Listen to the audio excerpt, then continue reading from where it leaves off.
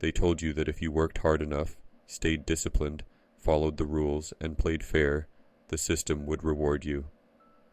That your bank account was a scoreboard of effort. That wealth was proof of virtue. But look closely at the evidence in front of you. Across industries, across decades, across continents, the hardest working people are rarely the wealthiest. The equation doesn't balance. And that's your first clue. Your financial reality is not a pure reflection of effort. It is, more often than not, a reflection of positioning, of access, of proximity to information before it becomes public, and influence before it becomes visible. In other words, it is a reflection of how well you fit into a system that rewards obedience far more consistently than it rewards originality. Pause for a moment and ask yourself this. If hard work alone created wealth, why aren't the most exhausted people the richest? What you are looking at is not a meritocracy. It is a structure that quietly shapes behavior, filters opportunity, and directs attention, without ever announcing itself as such. And at the core of that structure lies something both simple and deeply powerful. Information asymmetry. Information asymmetry is not just an economic term. It is the invisible architecture of advantage. It means that one party in a transaction knows something the other does not. It means that decisions are made on uneven ground. And when this imbalance is scaled across entire markets, industries, and societies, it becomes a force that determines who rises and who remains stationary. Think about how markets move.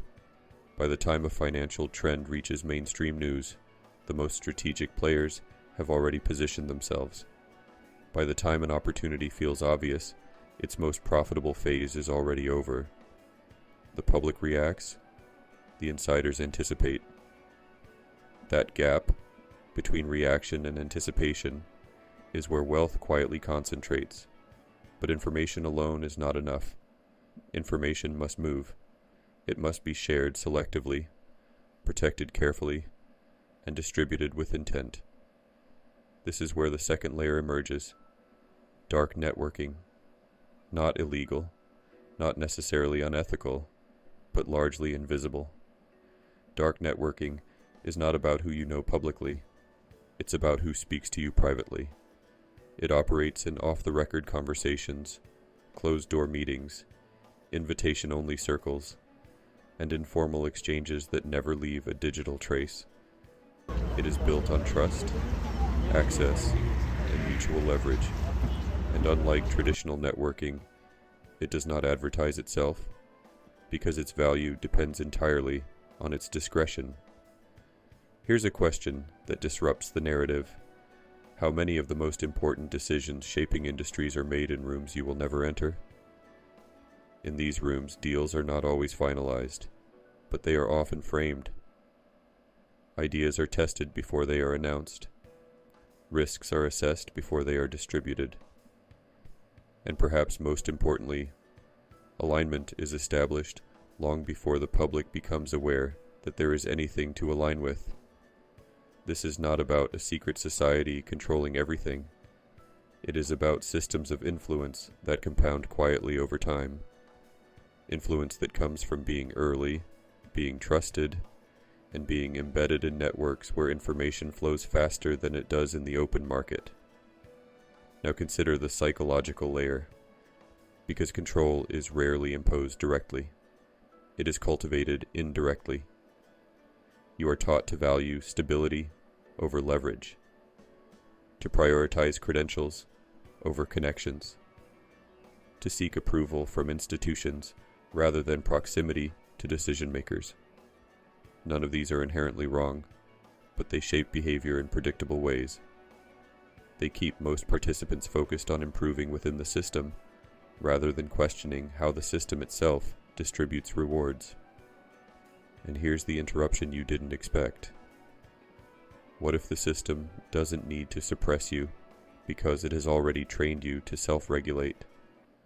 Attention is guided, risk is framed, Ambition is redirected into channels that feel productive, but rarely challenge structural power.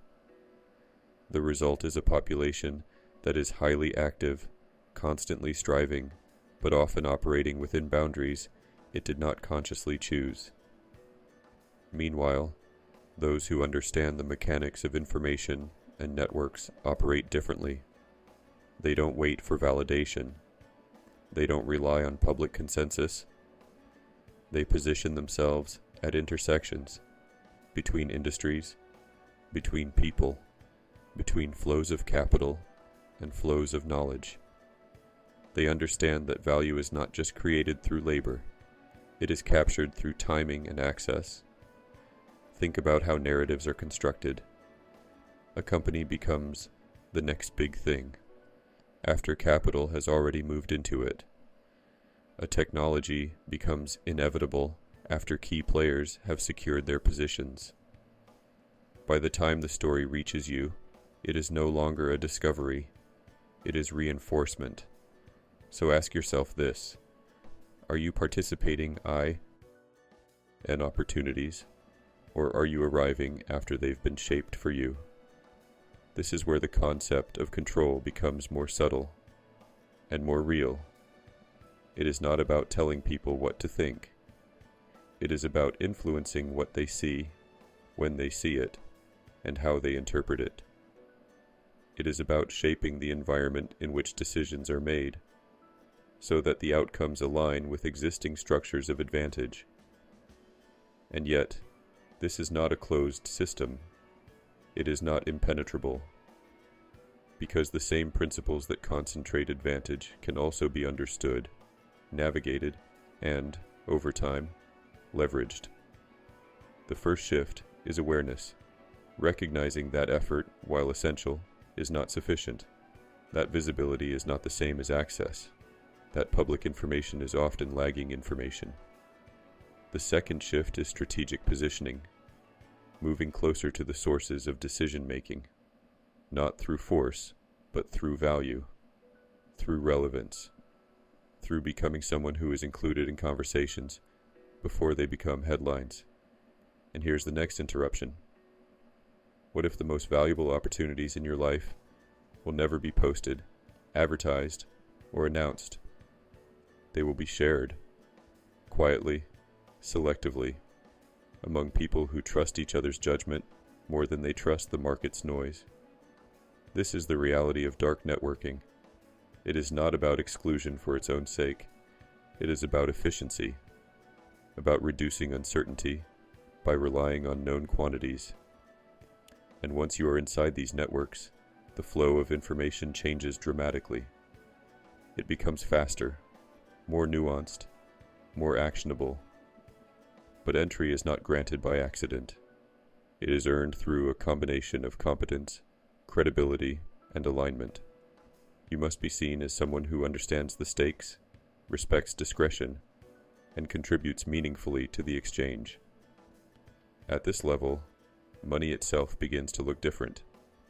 It is no longer just a result. It is a tool, a signal, a way of reinforcing relationships and expanding influence. Capital flows not just toward ideas, but toward people who are already embedded in trusted networks. Now consider the broader implication. If wealth is shaped by access to information and networks, then inequality is not just about income. It is about exposure, about who gets to see opportunities early, and who only sees them once they are diluted. So the final question becomes unavoidable. Are you optimizing for effort, or are you optimizing for access? Because one will keep you busy. The other will change your trajectory. The system you are navigating is not purely fair, but it is not entirely opaque either. Its patterns can be observed, its incentives can be understood. And while you may not control the structure, you can control how you move within it. You can choose to question the narratives you've been given, to seek out information before it becomes obvious, to build relationships that are based not just on visibility, but on trust and shared insight.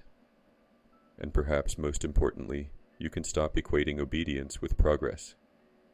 Because in the end, the shadow is not defined by a single group or a single agenda. It is defined by the space between what is visible and what is actually happening, between what is told and what is known. And once you begin to see that space clearly, you are no longer navigating blindly. You are navigating strategically. The Shadow Empire is not for everyone. It's for those who are tired of being part of the crowd. If you want to understand the hidden mechanics of power and rewrite your own story, join us.